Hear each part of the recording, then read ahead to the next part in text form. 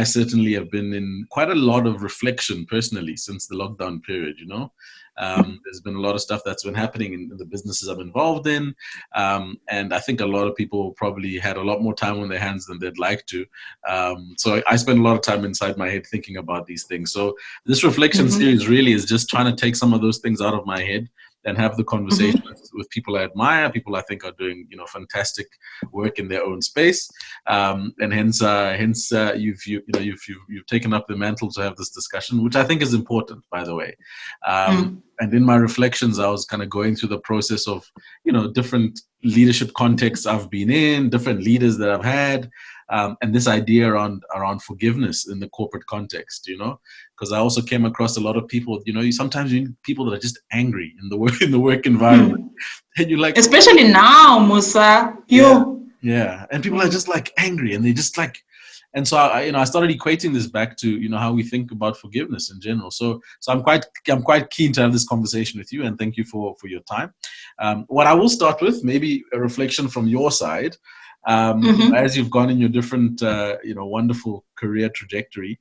Have you been exposed to interesting leadership contexts? Can you reflect back on potential leaders or leadership contexts where you thought either you were managed really well or you thought you were managed terribly, or maybe even your own experiences as far as being a leader as you've done? Okay, so there's a lot, and I think I would want to start with people that have influenced me positively, good leaders, if you like. And interestingly enough, the people that I've got on my mind are not necessarily people that I've reported to directly or people that I've worked with, but they just generally people that I've come across as a result of circumstance. So, maybe except for one, a lady by the name of Teresa Clark. Teresa started the NGO that I used to work for, when you and I met. And how I ended up actually being introduced to Teresa was actually through Mr. Sakima. What had happened was I'd been out of work for a good year or so, and then I started knocking on all different doors, and people were just not going to pay attention to me. But ultimately, Mr. Matozoma, who's Namhla? Nobody knew who Namhla was. But now, Mr. Matozoma. Mr. Matozoma paid attention to me. He wanted to see me. He wanted to meet me.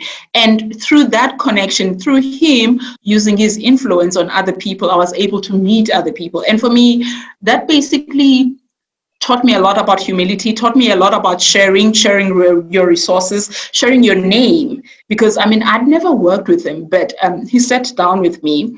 He understood what I was looking for. And he said, look, here's an opportunity.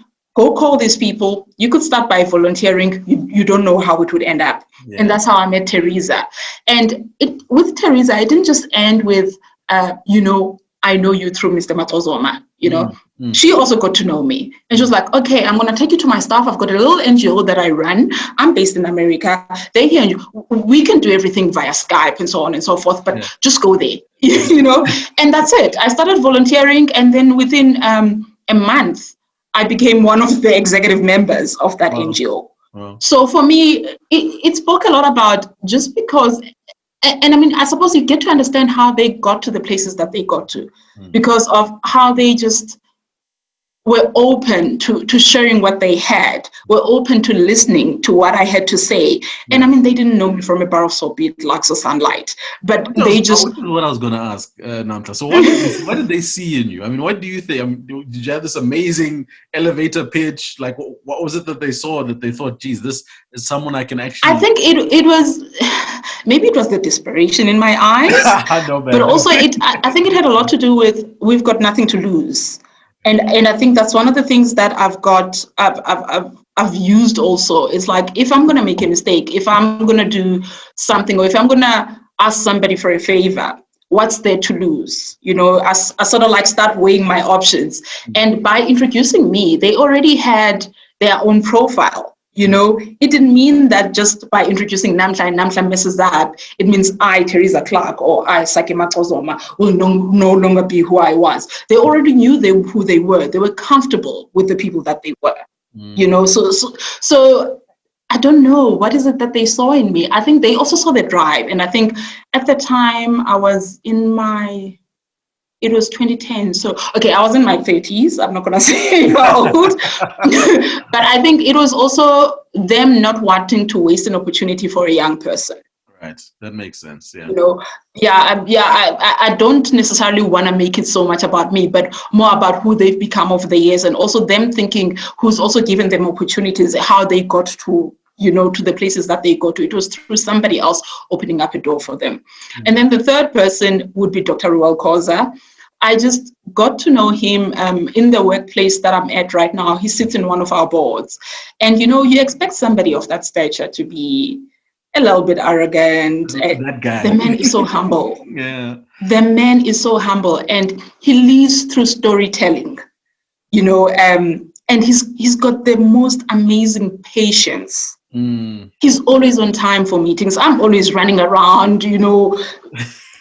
He's always on time. He's always proper, and he's got time to listen to what you have to say. Yeah. You know, and nothing's too small, nothing is too big, nobody's too small, nobody's too big. And I think the commitment he's got towards his community is also something that's quite amazing. And I work with him through community projects and so on and so forth. So those are the three people that stand out for me. And as I said, I mean, those are not people that I've worked with directly. Yeah. So I don't know if you want me to talk about the negative experiences also. I think it's important. I mean, those are phenomenal. Teresa Clark, Saki Matlozoma, and Ro. Those are amazing leaders that you've referenced. And ultimately, that's the positive side. I'm interested also in understanding if you've had any of the negative aspect of it, maybe to get a balanced view as well. Definitely, I've had negative experiences, and I'd rather not name. And I think, and this one is pretty hard because it really comes up in different ways. And I think a lot of it has to do with an element maybe of insecurity, I don't know. But I find that, and this is not necessarily in the context of where I'm at, but I find that especially now during the pandemic, and you mentioned people are angry, I find that a lot of racism actually comes up. And it's no longer, covert, man. Not couched in anything. No kid gloves. It's not couched anymore. Like, I know they just hoy, hey. Yeah. And a lot of it has to do with, this is not necessarily me, Namhla, but I think a lot of it has to do with the fact that the Black people in power are making decisions that are impacting people's businesses, decisions that are impacting people's pockets. And in the corporate sector, where the white man or white woman is usually in control, they have absolutely no say for the first time. You know, sure. Maybe in other areas, there'll be regulation, there'll be legislation, but they can always come around it because it's not closing up what they think they have control of, or what, in fact, they do have control of. But now for the first time, somebody or some people that they thought, you know, they were smarter than are making decisions, and they can't do nothing about it. And it actually took me back to places where I've worked, where the racism was very, you know, it was closed, it was covert, you couldn't really see it, but I could actually recognize the feeling, I could recognize the words, I could recognize the actions, I could recognize everything they were doing. And I think for me, I mean, I've had other experiences, but because of this time that we live in right now, that stood out. And it got me thinking that in what I've experienced, it never really had anything to do with my deliverable. You know, it never had to do. It never had to do with anything that I was supposed to do or how I did my work. It always had to do with my skin color. It always had to do, and I mentioned insecurity initially. It had to do, in that instance, it had to do with a woman being older, being white, in the past having been the best thing since sliced bread. That young Black woman who can speak good English and actually can stand up to her, something that she was never used to before, you know. And after a while, after reflecting, I realized that I'm not the problem here. You are. So I'm just going to calm down and let you expose yourself. But what you're not going to do is make me feel small. And that's very interesting because I think the dynamic around that, often I think sometimes leaders are not aware of the mistakes that they make, right? In the way they are approaching people, in the way they manage people, especially to your point where you introduce dynamics of race, of gender, of ethnicity, where it becomes quite different, right? So when you manage someone that is, a younger reflection of yourself, you kind of maybe have a sense of what to expect, how to deal. Now you've got someone who's different, who's, from a different space and time. They're a different generation. They sound different, but they're competent and they're there. So they make the mistakes, right? And as you make these mistakes, my question is how do you, first of all, as a leader, how do you think they should go about forgiving themselves, right? Because there's the starting point in my mind anyway should be a deep reflection. It should be able to sit down and go, actually, I messed up here, or I did something wrong. So as a leader, how do you think people should be reflecting on, how they kind of, number one, forgive themselves before they can almost forgive other people? So the first thing for me is intention, knowing what my intentions were, acknowledging my intentions and understanding if they were good or bad. And I know that sometimes, you may have the best of intentions, but things don't always go your way, and you may have some information that you didn't use, even though you had the good intentions. So regardless of that, I think outside of your intentions, you then have to take a certain, amount of accountability. In fact, not a certain, like just be accountable for your actions. Yeah. Just take responsibility and ownership and just say, I did this and nobody else did it. I blame Musa. I can't blame anybody else. My intention, this is what I did regardless of what my intentions were. Yeah. And then I think I also asked myself, what other options were there? What could I have done better? Yeah. What other options were there? And if I let this thing go, what's the worst thing that could happen? Got it. What will the sun rise tomorrow? Will I be able to look at the person that I've wronged and so on and so forth? Will the client call again? And then obviously, and most importantly, is what lessons did I learn? If I'm placed in a situation like this again, would I make the same mistake? How do I avoid this, moving forward? And interestingly, the one thing that I've learned in the industry that I work in right now is that in a crisis, first do nothing. And I was surprised simply because you would think that in a crisis, I work in the aviation industry, you would think that the minute there's a crisis, the first thing pilots will worry about is, can I save lives? Apparently, first thing is do nothing. Because the minute you start panicking, then you start making the wrong decisions. So that reflection that you talk about, that's in the do nothing. Yeah. And sometimes things actually do self-resolve while you're busy reflecting. Obviously, don't take, a long time. Weeks.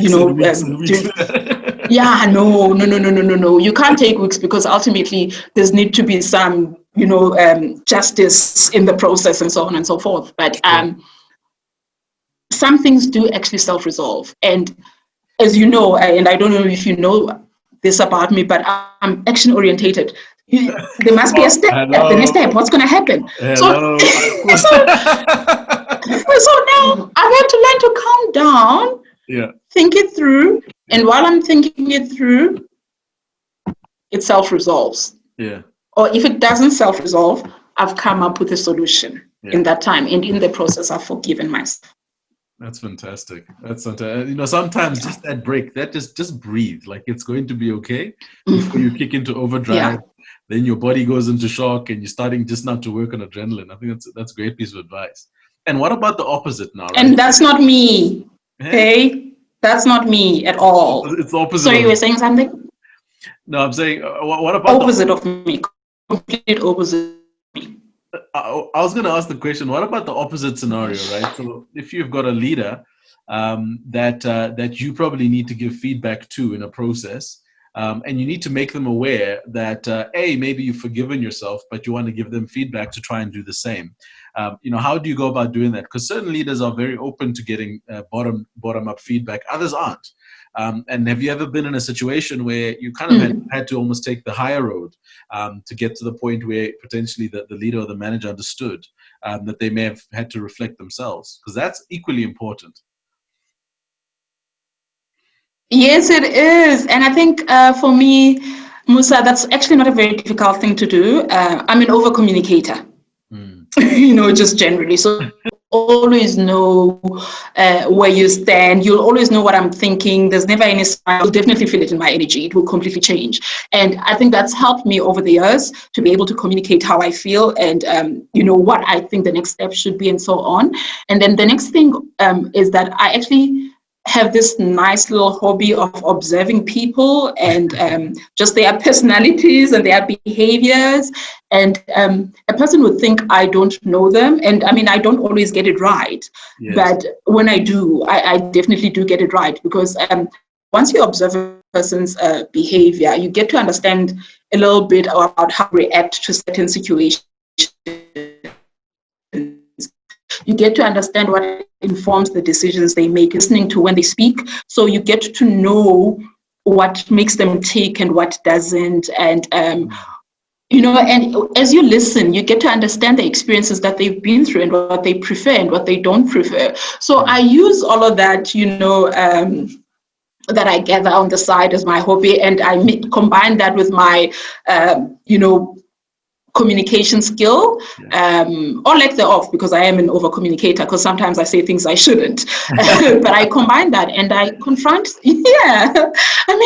I confront the situation as it is, and I try a level of diplomacy, because ultimately these are people that you're going to be working with the following day. This is somebody you're going to be taking instruction from. This is somebody whose ego is really in your hand at that particular moment. So you need to make sure that you actually manage that, and you manage it well, such that you come out of that having insulted them, not making them feel bad, but having given them an opportunity to also reflect. Absolutely. On how that situation could have been dealt with differently and how you move forward. Absolutely. And so, I mean, if I was to ask you then, why do you think... I don't know if I've answered you. On the money. If I was to ask you kind of, why do you think it's important for organizations to be aware of this notion around corporate forgiveness, to be aware that, I had a colleague once, Wendy Namhla, she was the head of brand at Nedbank when I was still there.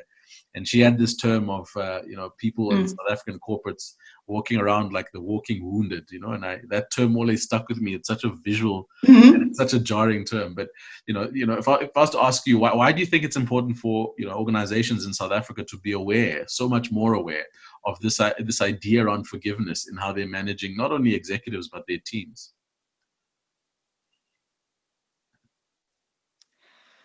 I mean, how else can you function if there's people walking around your building holding grudges against each other the entire time? How are you going to get your profits? How are you going to make a living? How are they going to talk to each other? How are they going to work? What does it do for your teamwork?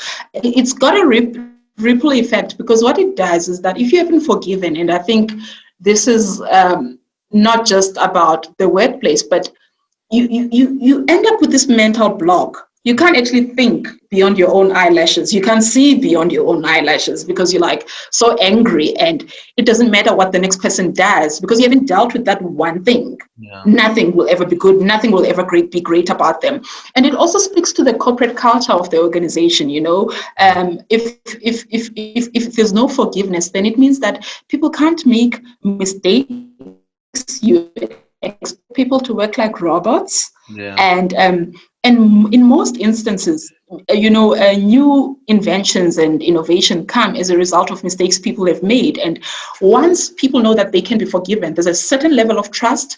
There's a certain level of knowing that not necessarily I can get away with anything, but knowing that I can push a certain boundary, to get to the end result, and the end result is going to be good for the organization, and it speaks to the integrity of the company and the wellness of the organization and how they take care of the people around them, and acknowledging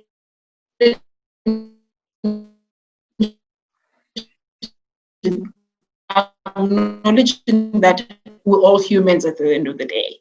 And I think organization and so on, and everything that we've done, every step to get to where we are is based on mistakes and other people having forgiven us. So if you're in an organization where forgiveness is not allowed, that organization is going to die.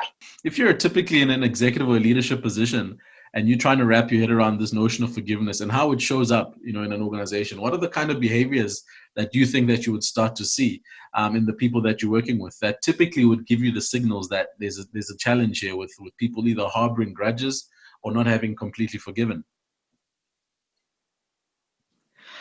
I think, okay, so I'm going to speak about the environment that I work in right now. A lot of people that are at head office, it's open plan. So obviously you hear it in the chirpy voices. That's the first thing, if there's issues. And we've got a serious food culture in the organization. Everything is celebrated. People will bring food to the office and so on and so forth. So you see it you see it. If a month passes and nobody has brought drinks or food or cake for you or other people, if there's nothing being celebrated, you start asking yourself, hey, wait, hang on. And it sounds so simple, but it's in the way they walk. It's in the way people walk. Are they rushing to get, are they walking with confidence? It's in how they talk to you. And most people wear uniform. Are they wearing their uniform with pride? Are they on time for work? If they're not on time, do they feel bad? Do they feel guilty? Are they, looking you in the eye? Because also, being late doesn't mean that, something's wrong or anything like that. I think what I'm trying to say is that being late doesn't mean I don't like my job. It could be that something else happened, But if they are always late and it's got nothing to do with their home circumstance, then it's really a question of, does this person actually like being here? And those kind of things. It's in the energy, and it's in how they talk to you, how they talk to everybody else, and so on. Okay. And if you were to then, have a conversation with 20-year-old Namhla about to embark on this journey into the world, and you were to give her 3 pieces of advice relating to how to manage herself and how to forgive people in the corporate context. And I know you in your personality and your spirit may not have that challenge, but there may be other Namhlas out there who aren't as confident, who don't know how to express themselves, who find it very difficult to deal with authority. So what would you give the advice to that Namhla who wasn't necessarily as outspoken, nor as confident, nor as deliberate about her ability to reflect and to forgive people? What would be that advice? Wow, Musa, I think actually I was a lot more confident when I was younger than I am now. But I think, no, really, I was some kind of spitfire. But I think the most important thing I would tell Namhla is that it's okay to not be perfect. It's actually okay. And I think, I don't know if you believe in star signs, but I'm a Virgo and we like things a certain way, man. And my way is not necessarily, my way is not necessarily the best way. And it's okay to ask for advice, I think. And I think the other thing that I've actually been reflecting on quite a lot, and I don't know if it's because I'm older, but as I get older, I think it's important to acknowledge that adults don't always know it all. Hey, people and by adults, it's not necessarily your parents or people in your family, but people you report to actually don't know it. They also need a lot of education, and sometimes they're actually quite embarrassed to ask because they also believe that you think they know it all, therefore they need to act the part.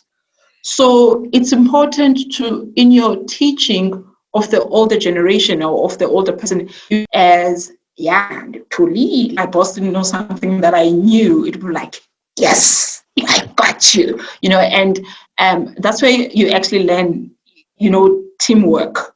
By knowing that, by acknowledging that they're not going to know it all, and that's why you're there. That's why they hired you, so that you can help them where they have shortfalls.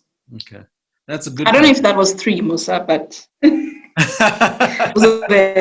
came out of my mind. No, that's perfect. I think that's great advice for anyone. And once again, I just want to say thank you for your time, Namhla. Firstly, I wanna congratulate and celebrate you for everything that you've done so far, for the journey that you've walked. We need more Namhlas in the world. And secondly, thank you for your Yay. time and for your thoughts.